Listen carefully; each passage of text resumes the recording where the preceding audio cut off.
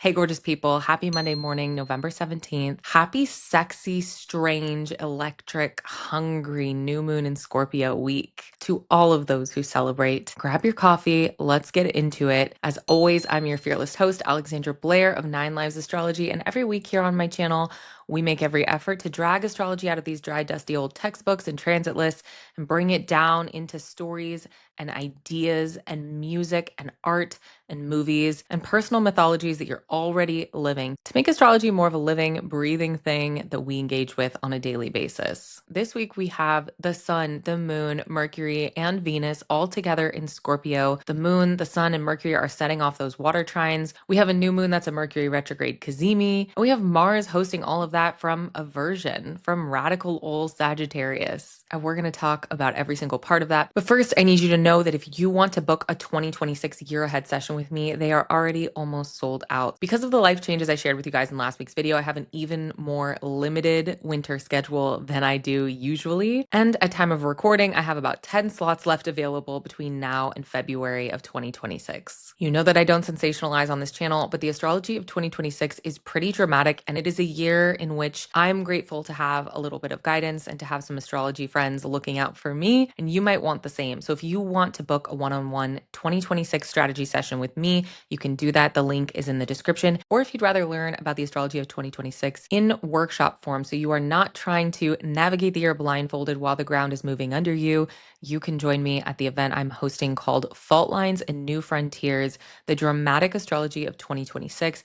I'm hosting this with Whitney Kranz and Sarah Posh. We're going to go over month by month the storylines and strategies, and there's a companion workbook, which actually has a complete transit list, integration practices, journal prompts, all kinds of good stuff. Click the link in the description to join us there. Okay, let's take a look at some of my favorite comments from last week's video. I shared Matthew McConaughey's Green Lights as a suggested book to tap into some of the energy that we were feeling. And Shiny Times 3 says, I wish all self-help authors were required to put their birth chart in their books so we could know if they were just high on their Venus-Jupiter placements. I actually have started doing this when I start reading a work from an author. You can't always find their birth time, but you can almost always find their birth date and location. And it really is a hilariously spot-on exercise to read through somebody's book with their birth chart in your mind. Am Foster 101 says, if you ever make a Patreon, I would subscribe. To which I reply, keep your eyes peeled in, say, January? All right, I'm done spilling state secrets. Let's get into these transits. We have so many transits this week and so much is happening. I'm going to try to explain this in more of a narrative way rather than just reading these transits. So basically, the sun is moving forward and the moon is moving forward. They are both moving into late Scorpio to form up a new moon that is implicated in the grand water trine, which means that that new moon is trining Jupiter in Cancer and it's trining Saturn and Neptune in Pisces. That new moon is also happening opposite Uranus, which has retrograded back into the later degrees of Taurus. Simultaneously, Mercury is retrograding back, and Mercury will retrograde back through the opposition with Uranus and into a cazimi right around that new moon that is happening in late Scorpio, trining those other planets. This is a crazy sequence that's happening here, and this is going to be a big, stark week of astrology. It's really impossible to separate any one piece of the astrology that is happening this week from any other piece. This is all water trine stuff. This is all Uranus opposition stuff. This is all new moon and Scorpio stuff. It's wrapped up together. And I'll say again that there is a real starkness to what's happening here. Now, where I live in the fall, the sun hangs low in the sky and it casts these low, deep shadows. Where you live, the seasonal association might be different. And you might even live in a place that has entire days of darkness or entire days of sun. But it really feels like the sun is the only lantern in the dark for what is happening here. The moon is in the sign of her fall, and she is completely dark there. Mercury is retrograding through there. Venus is in detriment there.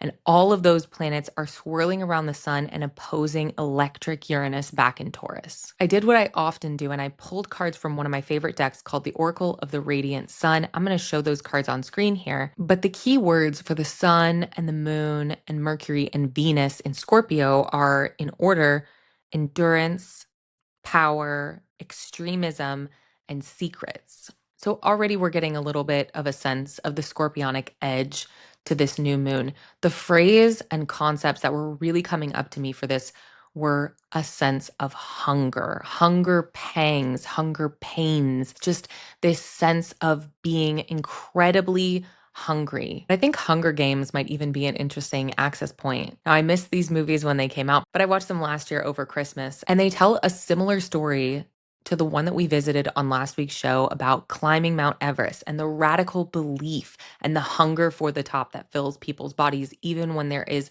an increasingly mounting body of evidence that says that you are not going to make it. And that's similar to the storyline of the Hunger Games, which is this impossible competition that is totally rigged against the favor of everyone participating. But there is a sense that one person out of this group may accomplish something truly incredible, and everyone else may literally die. But there is a sense of possibility for one person. Part of why it feels that way is because we're in a little bit of a soupy sludge state at the beginning of the week, with Mercury still retrograde in the sign of its detriment in Sagittarius, and then coming back even as it enters Scorpio, still retrograde. But once Mercury conjoins the new moon and forms a Mercury cazimi new moon on the 20th, it's almost like there will be a flash of clarity. If you're listening to this and you want to know where the hell this is going to pan out for you, let me know your rising sign, or let me know which house Scorpio rules in your chart, and I can give you some topics and themes. But even if you don't know that, just sit with yourself for a second and think,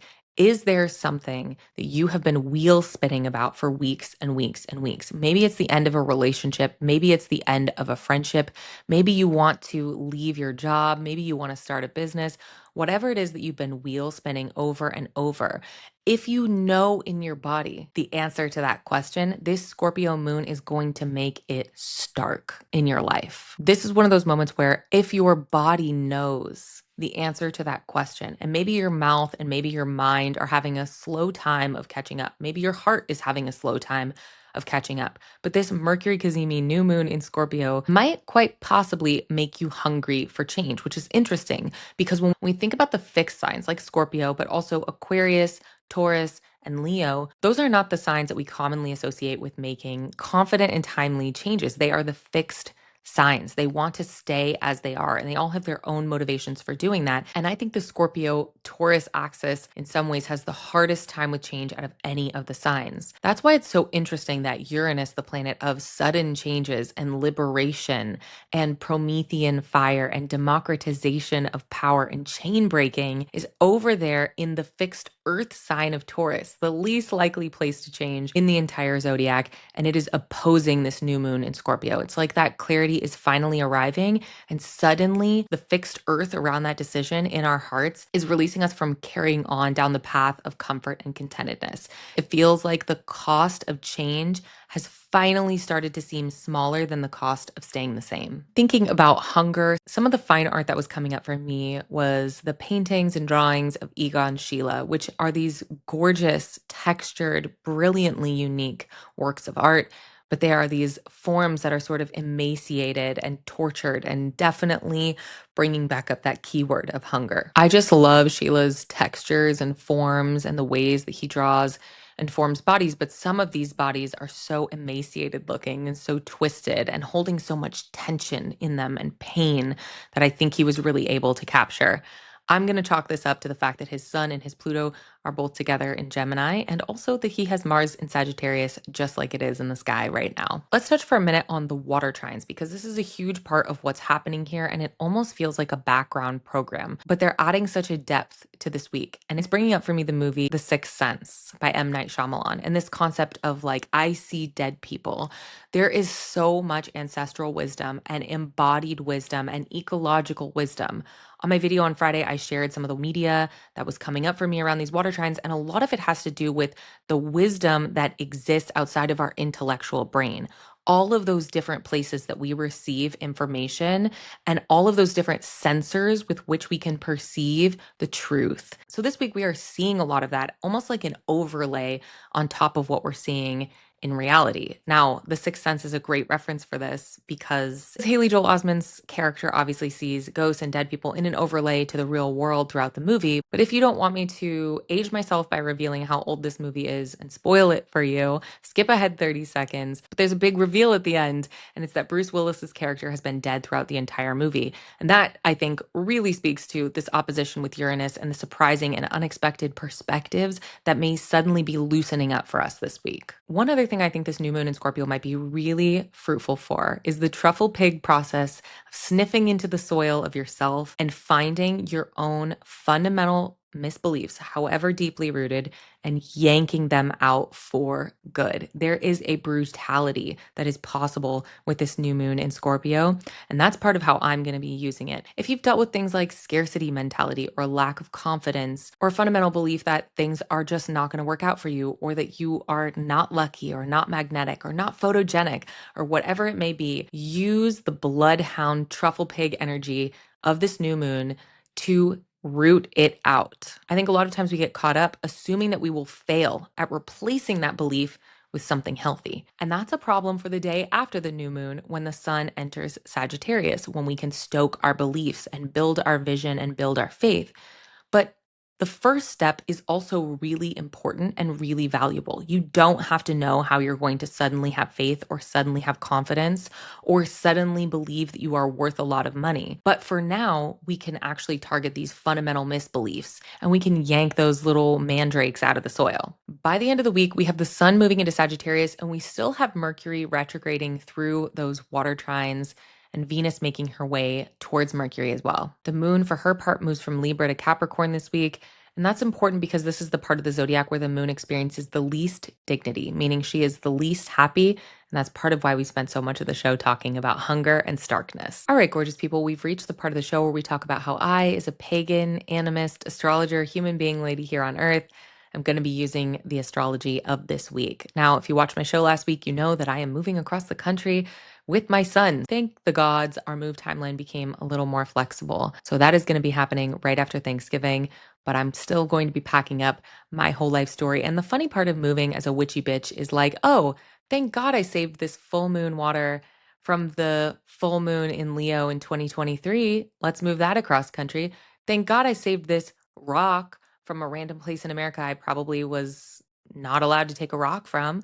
Oh, thank God I have hair clippings from my son's first 5 haircuts. Let's move those across country. Thank God I have 100 random empty jars. It's actually so ridiculous. I'm also going to be using this new moon in Scorpio to do some kind of ritual. I've shared many times that I don't believe that rituals have to be big, fancy, or ceremonial, but I am in a Scorpio perfected year, and my MC and Pluto are conjunct one another in Scorpio. Venus will be conjunct those two right around the date of this new moon.